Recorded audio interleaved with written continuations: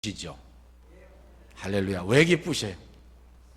하나 더 질문 드릴게요. 여러분들 오늘 이 교회를 향해서 오실 때 감격과 기쁨과 눈물이 펑펑 쏟아지셨습니까? 아니면 그저 먹먹한 그저 평범한 마음으로 오셨습니까?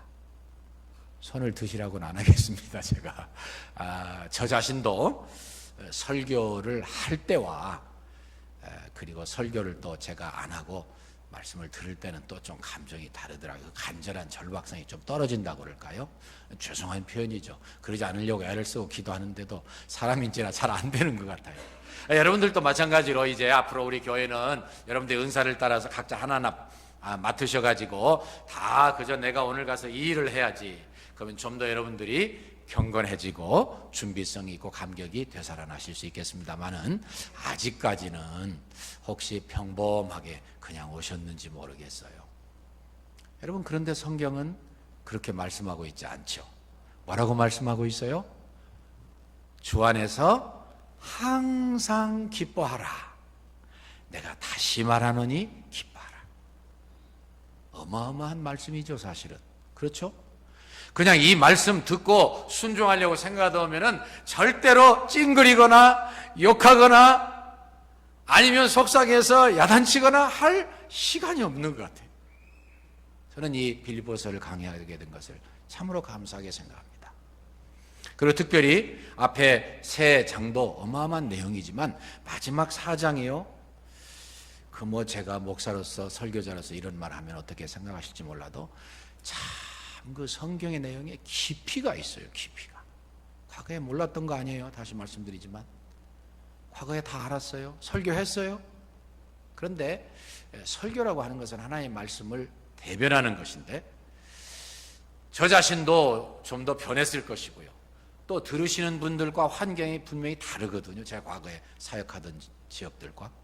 그래서 그런지 아니면 여러분들이 정말 절박한 마음으로 하나님의 교회를 제대로 해보겠다고 하는 그런 열망과 기도가 뜨거워서 그런지 그런 때에 제일 눈치가 빠르신 분이 아멘 하셨어요. 그 제 마음도 진짜 달라요. 은혜지요. 은혜지요.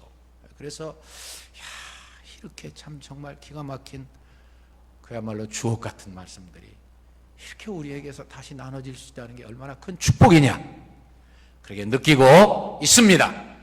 그래서 이 말씀을 그대로 우리 마음속에 받아들이면 정말로 이 말씀이 마음에 와 닿아서요 걱정할 거 하나도 없을 것 같아요. 무슨 이야기야? 내가 오늘 또 교회 오는데 말이야 날씨는 뜨겁지 되는 일은 없지 더우니까 왜 손님들이 이렇게 안 와? 로부터 시작해서 엊그제도 달라스에서 난리가 났잖아요. 백인 경찰들이 왠지 흑인을 향해서 너무 과도하게 진압하고 총을 쏜다 그래가지고 화가 났는지 이 데모하는 사람들 중에 흑인이 또 백인 경찰관들 5명을 죽였어요. 난리가 났습니다. 어떻게 생각하면 참 슬퍼요. 이렇게 좋은 나라, 이렇게 그래도 인간이 하나님 바라보고 믿음으로 열성과 정성을 다해서 시행착오를 거쳐서 최선의 나라를 세운다고 했고 세계를 향해서 복음을 베풀고 사랑을 베풀고 물질을 베풀었던 나라, 자기들에게 덤볐던 독일과 일본을 도와줘가지고 이렇게 해서 같이 평화롭게 살자고 했던 나라가 어느덧 이렇게 되어버렸어요. 정치적으로도 누구를 뽑을지 곤란한 시대에 우리가 살고 있어요. 경제는 따라서 정치가 안정되고 리더십이 확고해야 경제가 따라오는 거지 어떻게 될지 자꾸 고민하게 돼. 특별히 영적으로, 정신적으로, 윤리적으로, 도덕적으로 타락하게 되니까 앞으로 무슨 일이 생길지 불안합니다. 그나마 여러분들의 마음속에 그런 생각 하실지 모르겠어요. 반발하시면서 나 목사 당신만 똑똑하냐? 나는 말이야 올 때 뜨거워서 정말 견디질 못하고 앞으로 세상이 어떻게 될지 몰라. 정말 나는 우울해지고 내천자를 쓰지 않을 수가 없었다. 이 통역하는 사람을 가끔 생각하면 이 내천자? 알아듣나? 그런 생각이 들어요. You might have God's scowl 그런 말이에요. 내천자를 쓰고 인상을 찡그리고 그러지 않을 수 없었을 거예요. 그런데 바울 사도를 생각하면요 그렇게 할 수 없습니다. 여러분 잘 아시죠? 바울 사도 이 성경 쓰실 때 어디 있었어요? 감옥에 있었어요. 감옥에. He has been incarcerated for a long time. 오래도록 그는 감옥에 있었어요. 자유가 없었어요. 내일에 대한 확신도 보장도 없었어요. 아무것도 없었어요. 도대체 세상적인 말로 표현하면요, 그렇게 재수가 없을 수가 없었어요. 주님의 일 한다고, 바른 일 한다고, 복음 전한다고, 남들 살리겠다고 애쓰는데 왜 감옥에 갇혀 있어야 되냐 말이에요. 그런데도 그는 여러 교회들이 다 사랑했겠지만 특별히 빌립보 교회가 그렇게 어려움과 고난과 핍박과 환난 속에서 교회가 세워지고 열심히 주님 섬기는 중에 누구보다도 바울 사도를 생각해서 없는 돈, 아까 여러분들 500불 헌금했다고 말씀 들으셨습니다만은 그야말로 비유컨대 코 묻은 돈, 딱지 하나 안 사고 껌 하나 안 사 먹고 콜라 한 병 안 마시고, 실제로 미국에서 그런 일이 많이 있었습니다. 사실은 옛날에 시골에 선교사님들 더울 때요, 그렇게 미국 사람들 콜라 없으면 못 살잖아요. 그거 아껴가지고 선교헌금 모아서 선교 헌금했다고요. 저는 그런 이야기를 직접 들을 때요, 마음에 눈물이 나요. 나에게 대한 그러한 유익과 행복과 즐거움을 절제하지 아니할 때 어떻게 선교사를 도울 수 있단 말인가? 어떻게 선교할 수 있단 말인가? 그 미국 사람들이 그랬었어요. 지금도 그런 분들 많이 계시겠지만 전체적으로 지금 흔들거리니까 문제가 되는 거죠. 그래서 빌립보 교회 교인들의 바로 그런 헌금으로 바울을 위해서 보내주니 너무 고마웠던 거예요. 그런데 그것만 가지고 고마워봤자 얼마나 가겠어요. 그는 근본적인 기쁨과 감격을 오늘 본문에서 토로하고 있습니다. 주 안에서 항상 기뻐하라. 내가 다시 말하노니 기뻐하라. 다시 말하노니 그래버리면 이제 조금은 뜻이 덜 살아납니다. 근데 그 뜻은 뭐냐면은 미래형이 내가 다시 말하리니 기뻐하라. 좀 더 뜻이 통하지, 그죠? 그래서 내가 지금 기쁨이 넘치고 너희들에게도 할 말의 요약은 너희들도 기뻐하라는 거야. Be joyful or rejoice yourself. 그런 뜻이에요. 어떻게 그럴 수 있는지 생각을 해보니까 기가 막혀요. 아니, 당신이 뭘 가졌다고, 무슨 자유가 있다고, 뭘 얼마나 우리에게 해줄 수 있다고 그렇게 큰 소리 쳐? 그럴 수 있는데 그 내용 보면 그렇게 생각하지 못하도록 되어 있습니다. 왜냐하면 주 안에서, 주님 안에서. 무슨 이야기예요? 하나님만 바라보아라. 하나님을 똑바로 쳐다보아라. 하나님만 똑 부러지게 계속 떨어지게 바라보아라. 그럼 너희들 기뻐할 수 있다. 이런 뜻이에요. 왜 그럴까요, 여러분? 생각을 해봅시다. 여러분, 우리가 사방을 둘러보면은요, 사방 둘러볼 때, 예수님 없이 사방만 둘러볼 때예요, 공포가 우리에게 오도록 되어 있어요. 제가 아까 잠깐 설명드렸지만 진짜 세상 바라보면은요, 말세에 파멸로 이렇게 치달아서 그런지는 몰라도 공포스럽기까지 합니다. 앞으로 어떻게 될 것인지. 분명히 무시무시한 환란이 온다고 예언해 주셨는데 진짜 우리 어떻게 되는 건지. 뒤를 쳐다보면은요, 실패한 일들 생각나서 걱정이 앞섭니다. 그런가 하면 앞을 쳐다보아도요, 앞으로 가는 인생에 모를 일이 너무나 많기 때문에 답답합니다. 내 마음을 쳐다보면 내 마음이 너무 더럽기 때문에 낙심이 됩니다. 그러나 주님을 바라보면 희망이 생깁니다. 용기가 생깁니다. 기쁨이 생깁니다. 왜 그래요? 두 가지로 딱 요약할 수 있어요. 주님만 바라보면은 왜 주님 때문에 기뻐할 수 있습니까? 그분이 나를 구원해 주셨기 때문에. 구원 못 받을 때의 그 지독한 마음의 공허와 두려움과 절망과 지옥에 대한 펄펄 불타는 그곳에 대한 예상 때문에 잠시도 못 삽니다, 여러분. 그런데 그것을 완벽하게 해결하셨습니다. 뿐만 아니라 플러스 나를 하나님의 아들과 딸로 만들어주신 이후에 우리가 너무나 잘 아는 것처럼 하나님은 나에게 모든 것을 다 합력해서 선을 이루게 하시고 내가 실수하고 실패한 악까지도 사용하셔서 선을 이루게 하시는 하나님이셔요. 그만큼 됐으면 우리가 기뻐 안 할까 아무것도 없습니다. 단지 우리가 우리 마음을 어디다 두느냐가 문제예요. 말씀에 두느냐, 아니면 내 생각이 드냐, 내 감정이 드느냐, 내 주위 형편만 보느냐, 아니면 하나님만 바라보느냐. 우리는 우리 주위를 하나님만 바라본다고 하다가도 우리 주위를 쳐다볼 때가 있어요. 가장 대표적인 예가 뭡니까? 제자들이 한 번은 예수님께서 이제 오병이어 기적을 일으키시고 산에 올라가 기도하시는데 먼저 자기들이 가라고 하시는 명령 받들어서 갔습니다. 갈릴리 건너편으로 가고 있었습니다. 풍랑이 일어났으면 다 죽게 됐습니다. 잘 아시는 말씀이니까요. 예수님 걸어오셨습니다. 그래서 유령인간하고 소리 지르다 내니 두려워 말라, 나야 나. 예수님 말씀하시니까 다 알아듣잖아요, 제자들이.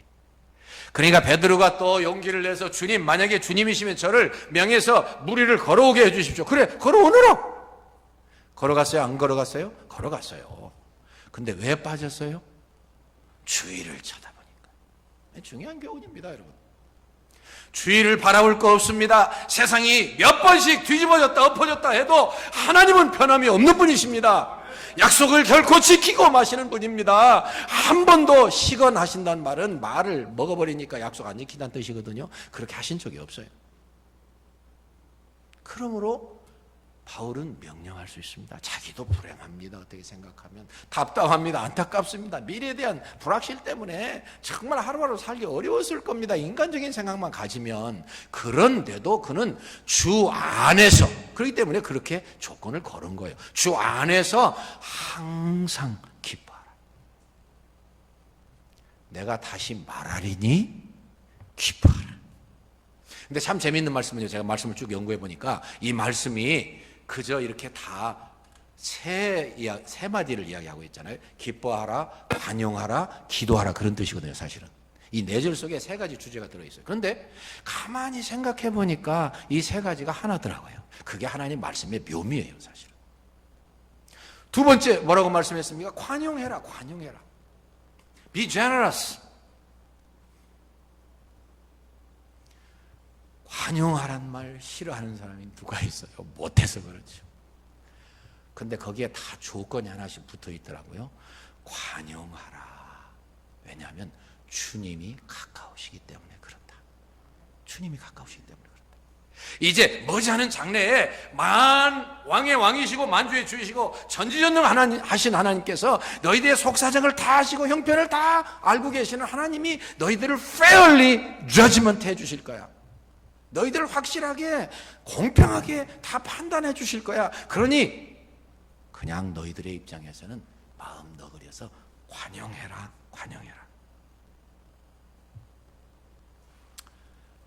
주님께 맡기면은 우리 마음이 경쾌하게 됩니다. 왜냐하면 짐을 벗는 기쁨 때문에 그렇습니다.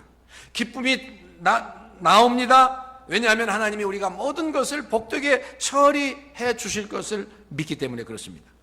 우리의 마음에는 평강이 넘칩니다. 하나님이 주시는 평강이 같이 하기 때문에 그렇습니다. 하나님과 하나가 되어 있기 때문에요. 그런데 이 모든 것을 유지할 수 있는 방법이 뭐냐면 관용하는 거예요. 이 관용은 기쁨의 원인이자 결과입니다. 제가 여러 책을 보니까 참 좋은 말씀들이 많이 기록되어 있는데 그걸 어떻게 하면 요약되고 쉽게 여러분들의 머릿속에 남아 있으시게 할까 연구를 많이 해요. 그런데 관용이라고 하는 것은 기쁨의 원인이고 결과다. 이 말씀이 참 마음에 와닿고 좋더라고요. 무슨 말이냐면 기뻐하니까 관용할 수 있고 관용하니까 또 기뻐진다, 그런 뜻이에요. 아멘, 할렐루야. 관용이라는 게 뭡니까? 그러면 손해와 역경을 당할 때에도 쉽게 동요하지 아니하고 넘어지지 아니하는 게 관용입니다. 유명한 칼빈 선생님의 해석입니다. 다시요. 손해와 역경을 만날 때에도 쉽게 동요하거나 넘어지지 아니하며 평정을 유지하는 영적인 인내다. 뜻이 통하시죠. 근데 좀 더 우리 마음에 와닿는 걸 제가 기록해 왔는데 자신의 당연한 권리까지도 포기하고 다른 사람을 향해 너그럽게 대하는 태도다. 켄트라고는 학자의 이야기예요. 그게 좀 더 실감이 나는 것 같습니다. 나에게 마땅히 있어야 되는 그러한 권리도 다 포기해버리고 남을 향해서 너그럽게 대하는 거다. 관용이란 말을 좋아하지 않는 사람은 아무도 없습니다. 근데 문제는 내가 하기가 힘들어서 그래요. 어떻게 할 수 있습니까, 여러분? 어떻게 할 수 있다고 생각하셔요? 기뻐함으로 할 수 있고, 그 다음에 6절, 7절에 나오는 기도함으로 할 수 있습니다. 그렇죠? 기쁘면 관용해요. 저 어렸을 때 여러분들도 그러셨을지 모르지만 우리 아버님 굉장히 엄격하시고 공부를 많이 한 분이라 꽤 자녀들 잘 가르치기 위해서 애쓰셨습니다. 그런데 언제가 제일 기분 좋으냐면요, 저희 아버님 애주가셨어요. 술 한잔 잡수고 노래하면서 들어오시면 만사형통. 왜 그렇습니까? 기분 좋으면 다 용서해 주시더라고요. 경험 있으십니까? 그러니까 아버님 마음이 편안하고 기쁘니까 다 용서하시더라고요. 관용이 나오시더라고요. 큰일 나서 걱정하고 공부 잘못하고 그러면 공부를 아무리 잘해도요, 더 잘못하면 혼나요. 여러분들 다 비슷하셨을 거예요. 그러니까 오늘날 우리가 죽으라고 공부해서 그래도 이만할지 모르죠. 어쨌든 간에, 그런데 아버님이 딱 대문을 걷어차시고 노래하면서 들어오시면 마음이 푹 놓여요. 왜 제가 저희 집안의 우스꽝스러운 이야기까지 여러분들에게 하겠습니까? 이 말씀 더 잘 이해하시라고 그런 거예요. 기쁨이 있으면 마음이 너그러워지고요, 마음이 너그러워지면 기쁨의 결과가 생기더라고요. 할렐루야. 그래서 관용하라는 거. 주께서 가까우시기 때문에 우리가 조금 참고 억울해도 좀 기다리고, 당하는 것 같아도 그저 묵묵히 있으면 하나님께서 다 아시기 때문에 절대로 정확하게 아시고 페어하게, 공정하게, 공평하게 다 판단해 주신다는 거예요. 그 하나님이 계시는데 우리가 그렇게 억울할 건 뭐 있어요, 여러분? 우리 예수님도 그렇게 참으셨는데 하나님 계시니까. 다시 말씀드리지만 이 말씀 정말 우리에게 깊이 주신 매일의 매 순간의 교훈입니다. 이 말씀 듣고 여러분들 가운데 한 분도 교회 나오시면서 혹시라도 기분 나쁘셔도 찡그리지 않고 오실 수 있을 줄로 믿습니다. 주님이 함께 하시니까요. 항상 웃으면서, 참 이번에 우리 곽 전사님, 정 목사님 말씀 하셨습니다마는 참 기뻤어요. 서로 좋아하고 기뻐하고, 피부 색깔 때문이 아니라 참 다 하나님 말씀을 사랑하고 애들을 VBS에서 잘 뭐라도 배우게 하겠다고 열심히 다들 합심이 되니까 뭐가 되더라고요. 그 마음이 기쁘고 용기가 생기고, 그리고 이렇게 올라온다는 게 중요한 것 같아요. 그다음에 마지막 세 번째로는요, 기도하라는 겁니다. 아무것도 염려하지 말고 오직 모든 일에, 참 큰일 났네요. 모든 일에 다 그렇게 하라고 그러셔요. 그러니까 구멍이 없어요, 사실은. 아무것도 염려하지 말래요. 너 이런 것은 정 어려우니까 염려하라고 하지 아니하시고 절대로 염려하면 안 된다는 말씀이에요. 아무것도 염려하지 말고 오직 모든 일에 기도와 간구로 너희 구할 것을 감사함으로 아뢰라. 이게 굉장히 중요한 말씀입니다. 그리하면 모든 지각이 뛰어난 하나님의 평강이 그리스도 예수 안에서 너의 마음과 생각을 지키시리라. 어떻게 생각하면 이 말씀을 좀 나눠가지고 다시 한번 설교를 했어야 될 건데 좀 그렇다, 그런 생각이 들지만 여러분들 잘 아시니까요. 나중에 또 기회 있으면 더 설명할 수 있죠. 중요한 것은 아무것도 염려하지 말고 오직 모든 일에 기도와 간구로 너희 구할 것을 감사함으로 아뢰라. 왜 그런가 하고 생각해 보니까요, 감사하지 않고 기도하면 원망밖에 안 됩니다. 중요한 말씀. 감사함으로 기도해야 원망하지 않게 되지, 감사 없이 기도하면 원망할 수, 하나님 다 뭐예요? 하나님 지금 뭐 하시는 거예요? 하나님 지금 안 바라보시는 겁니까? 이럴 수 있다는 거죠. 그런데 하나님께 다 맡기고 하나님 바라보고, 아까 맨 처음에 제가 설명드렸습니다. 그리고 감사함으로 그냥 보고만 하래요. 여기 말하는 기도와 간구, 이것은 두 가지. 그저 기도란 말은 일반적으로 하는 기도고, 간구는 특별히 내가 집중해서 한두 가지 더 간절하게 구하는 것. 뭐 별 뜻은 없지만 그런 차이를 굳이 찾아낸다면 있습니다. 다시 말하면 기도하라는 이야기예요. 기도할 때 믿음으로 하셔야 되죠. 그죠? 감사로 해야 되죠. 믿음으로 하셔야 돼요. 저는 이 말씀을 준비하면서 다시 야고보서 1장을 생각했습니다. 너희 형제들아, 너희 중에 지혜가 부족하거든 후히 주시고 꾸짖지 아니하시는 하나님께 구하라. 그리하면 주시리라. 오직 믿음으로 구하고 조금도 의심하지 말라. 의심하는 자는 마치 바람에 밀려 요동하는 바닷물결 같으니 이런 사람은 무엇이든지 주께 얻기를 생각지 말라. 두 마음을 품어 모든 일에 정함이 없는 자로다. 이랬다 저랬다 하나님 응답 안 해주시겠다, 그런 뜻이. 근데 감사로 주님께 집중해서 억울해도 힘들어도 고통스러워도 절망스러워도 감사로 믿음으로, 그리고 기도 응답을 믿고 기도하면 주께서 뭐를 주셔요? 모든 지각에 뛰어난 평강. 그런 말은 beyond understanding, 이해할 수 없고 그리고 정말 상상할 수 없는 어마어마한 평강이 주어진다, 그런 뜻입니다.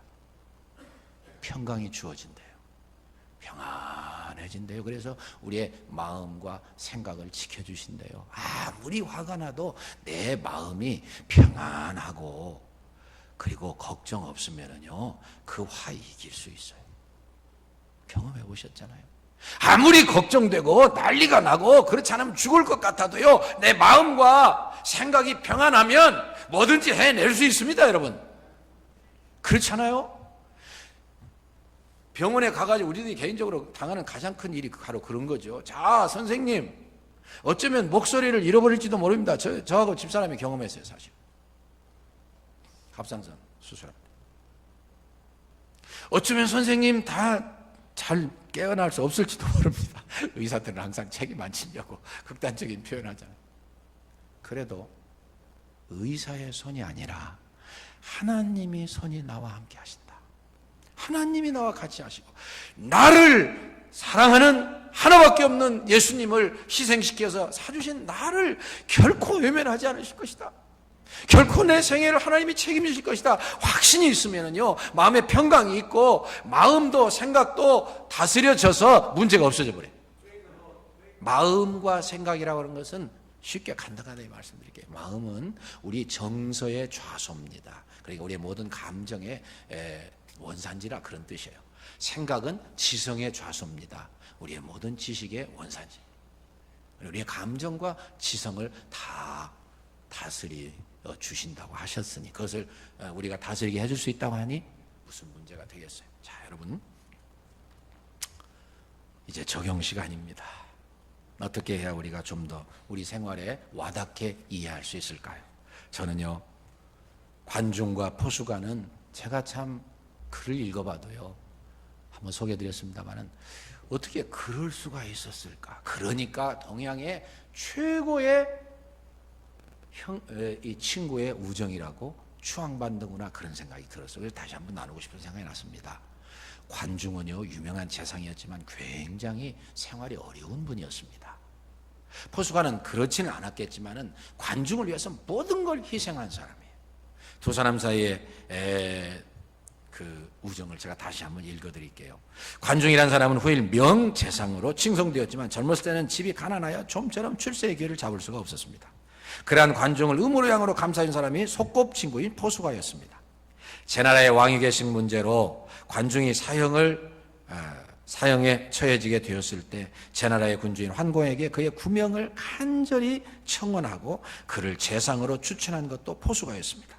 포수가의 진력으로 관중이 죄를 결국은 용서받고 재상으로 임명된 후에도 포수가는 평생을 두고 관중의 하위직에서 그를 도왔습니다. 후에 관중은 포수가가 자기에게 베푼 우정에 대해서 다음과 같이 수료했습니다. 관중의 이야기죠. 나는 옛날 가난했을 때 포수가와 손을 잡고 장사를 한 적이 있었다. 이익을 분배할 때 내가 더 많이 차지하여도 그는 나를 욕심장이라고 욕하지 않았다. 내가 가난하다는 것을 그는 알고 있었기 때문이다. 또 포수가의 이름을 높이려고 계획한 일이 도리어 그를 궁지로 몰아넣는 결과가 된 적이 있었다. 그런데도 포수가는 나를 어리석은 자라고 하지 않았다. 세상 일은 뜻대로 되는 경우와 그렇지 못한 경우가 있다는 것을 그는 터득하고 있었기 때문이다.